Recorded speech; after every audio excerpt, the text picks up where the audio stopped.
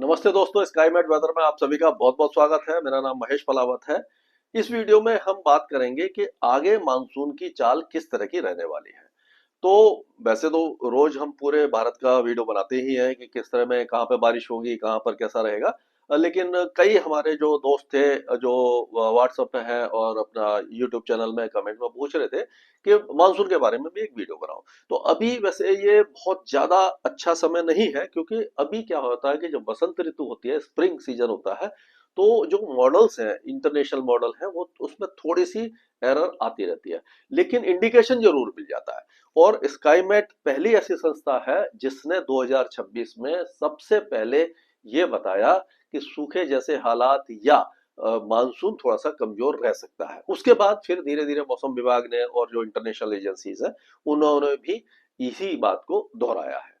तो इस समय जो स्थिति बनी हुई है उसके बारे में मैं आपको बताता हूं कि जो प्रशांत महासागर है, यानी कि जो सबसे ज्यादा विश्व में जो प्रशांत महासागर है, भूमध्य रेखीय प्रशांत महासागर, सन की जो एनर्जी है सबसे ज्यादा वहीं पर स्टोर होती है, क्योंकि वो इतना बड़ा एरिया है। पूरे विश्व में सबसे बड़ा जो एक तरह से एरिया है वो प्रशांत महासागर का है। तो भूमध्य रेखा के ऊपर सीधी रोशनी पड़ मतलब किरणें पड़ती हैं, तो वहां पर गर्मी ज्यादा होती है। तो यहाँ पर ही जो चार रीजन में हमने बांटा है इसको, मतलब हमने क्या, ये नोवा वगैरह सबने बांटा है। एक नीनो 1 और 2 है, एक नीनो 3 है, एक 3.4 है और एक 4 है। 3.4 है यहाँ से लेकर के यहाँ तक। तो ये जो 3.4 है, यही एक बहुत बड़ा, मतलब आप कह सकते हो कि इसका ये मेन एरिया है, जिसको हम बेंचमार्क लेते हैं। यहाँ के तापमान निर्धारित करते हैं कि न्यूट्रल कंडीशन है, लानीना है या अल्नीनो है। तो इसको हम देखते हैं, ये 120 डिग्री पश्चिम से लेकर के 170 डिग्री पश्चिम जो देशांतर है, वहां पर ये एरिया प्रशांत महासागर सागर में है। तो अगर इसमें देखा जाए तो इस समय अगर ये जो इसका नॉर्मल टेम्परेचर होता है, उससे अगर ये 0.5 ज्यादा हो जाता है लगातार 3 महीने के ओवरलैपिंग पीरियड में, तो अल नीनो डिक्लेयर कर दिया जाता है अगर वहां पर गर्मी होती है। अगर वहां पर टेम्परेचर सामान्य से 0.5 डिग्री कम होता है तो लानीना डिक्लेयर कर दिया जाता है। प्लस माइनस 0.5 के बीच में ही रहता है तो neutral condition, ENSO neutral condition उसको कहा जाता है। तो ये जो अलग अलग रीजन है इसमें, क्योंकि है तो सब भूमध्य रेखीय प्रशांत महासागर में, लेकिन किसी में तापमान ज्यादा है, किसी में कम है। अनइक्वल डिस्ट्रीब्यूशन ये है कि सैलिनिटी वगैरह है, यानी कि जो उसका जो पानी का घनत्व है उस वो सब थोड़ा सा डिफरेंस होता है, इसीलिए। तो नीनो 4 में आप देखिए 0.1 है, नीनो 3.4 में माइनस में आ गया है 0.3। अब जो लेटेस्ट वैल्यू आई है वो -0.8 आ गया है।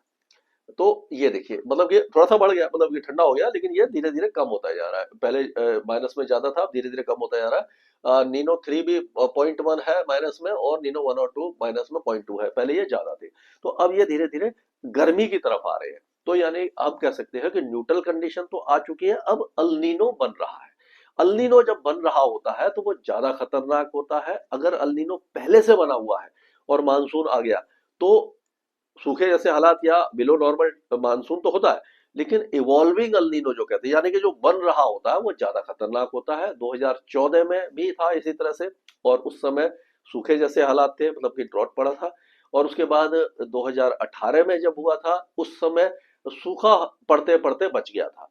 2023 में भी जून से शुरू हुआ था, जो जुलाई 2024 तक रहा था। तो उसमें भी 2023 में भी जो मानसून है थोड़ा सा कमजोर रहा था। तो ये हमने देखा कि इसका जो असर है वो लगातार पूरे उस विश्व के पर्यावरण पर पड़ता है। केवल और जो साउथ ईस्ट एशिया है और हमारा भारत है, ऑस्ट्रेलिया है, वहां पर सूखे जैसे हालात या मानसून कमजोर हो जाता है। तो ये है पहले का। मैं आपको दिखाऊं, जैसे मैंने बता रहा था कि ये कम ज्यादा होता रहता है। तो नीनो 3.4 5 जनवरी को था -0.5, फिर -0.8 हुआ, फिर -0.7, अब फिर से ये नीचे आ गया है -0.3, और उसके बाद फिर -0.8 आया। मतलब कि उतार चढ़ाव हो रहा है, लेकिन इंडिकेशन यही है कि अब ये धीरे धीरे अल नीनो बनने वाला है। तो ये है, मतलब कि इसका ना, जो देखिए कि पहले ये था, फिर ये हुआ, इस तरह से अब ये मतलब जो वैल्यू आ गई है -0.3 आ गई है। अलग अलग जो मतलब किस तरह से पहले 0.5 हुआ, -0.7 हुआ, 0.8 हुआ, 0.7 हुआ, 0.5, 0.8, 0.7 और 0.3, ये इस तरह से मतलब उतार चढ़ाव इसके हो रहे हैं। और अगर इंडियन ओशन डाइपोल की बात करें तो इंडियन ओशन डाइपोल जो है वो होता है कि भूमध्य रेखीय हिंद महासागर में पूरब और पश्चिम में।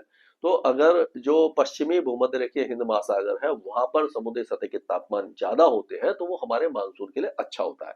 इस समय ये पॉजिटिव में है थोड़ा सा, मतलब ये इसमें पॉइंट ±0.4 की वैल्यू होती है, ये न्यूट्रल होता है, इसके ऊपर पॉजिटिव इसके नीचे नेगेटिव। तो ये लगातार आप देख रहे हैं कि थोड़ा सा पॉजिटिव दिखाई दे रहा है जो मॉडल दिखा रहे हैं, लेकिन ये सस्टेन नहीं करेगा। और अगर ये बहुत ज्यादा पॉजिटिव हो जाता है जैसे कि 2.3 तक पहुंच जाता है, अभी तो 0.4 पे ही है, तब जाकर के ये अल नीनो के जो असर को कम करता है और मानसून को बचा ले जाता है। लेकिन अभी ऐसा कुछ दिखाई नहीं दे रहा है। और जो मेडन जूलियन ऑसिलेशन है वो आपको मालूम है कि ईस्ट से वेस्ट की तरफ जो प्रोपेगेट करती है, जो भूमध्य रेखा के आसपास जो एक बादलों का समूह है उसको मेडन जूलियन ऑसिलेशन कहते हैं। जब वो मानसून के समय ये हिंद महासागर से यहाँ से गुजरता है इंडियन ओशन से, तो मानसून को थोड़ा सा एनहेंस कर देता है, मानसून की बारिश बढ़ा देता है। और जब बीच में भी निकलना होता है तो भी जो वेदर सिस्टम है उनको थोड़ा सा इंक्रीज कर देता है। तो अभी फिलहाल इसकी बहुत ज्यादा चर्चा करने की फायदा नहीं है, क्योंकि आगे कैसा रहेगा इस पर बात आगे चलेगी। ये इंडियन ओशन डाइपोल के अलग अलग जो मॉडल्स हैं वो दिखा रहे हैं कि ये जुलाई तक थोड़ा सा पॉजिटिव तो आएगा, लेकिन बहुत ज्यादा पॉजिटिव आने की संभावना इसकी दिखाई नहीं दे रही है। तो मतलब कि ये उतार चढ़ाव इसमें रहेंगे, तो इसका अभी फिलहाल कोई बहुत बड़ा इंडिकेशन दिखाई नहीं दे रहा कि बहुत ज्यादा ये असर डालेगा या नहीं डालेगा। तो कुल मिलाकर के ये कहा जा सकता है कि अभी जो इस बार का मानसून होगा वो सामान्य से कम रहने की उम्मीद है। और जब अल नीनो होता है, इवॉल्विंग अल नीनो जब होता है, तो क्या होता है कि जो ऑनसेट होता है मानसून का वो भी कभी कभी डिले हो जाता है। अगर ऑनसेट डिले होता है तो जो बुवाई की जो शुरुआत में जो किसान भाई बुवाई करते हैं उसमें भी दिक्कत आ सकती है। तो मेरा कहने का मतलब यही है कि आशंका यही जताई जा रही है कि जो मानसून है उसकी बारिश सामान्य से कम रह सकती है। अभी तक तो अच्छा मानसून था, 2-3 साल 4 साल से हम देख रहे थे, 2-3 साल से अच्छा मानसून चल रहा था, लेकिन ये मानसून थोड़ा सा कमजोर रह सकता है।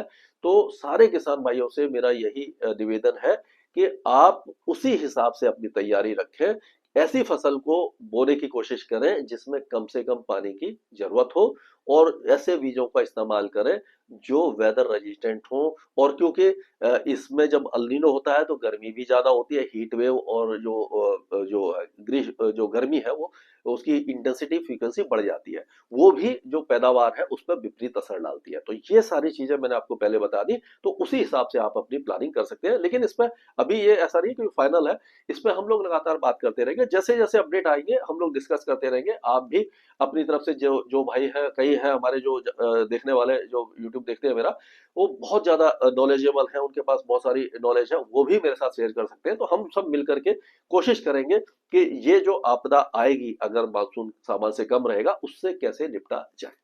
धन्यवाद।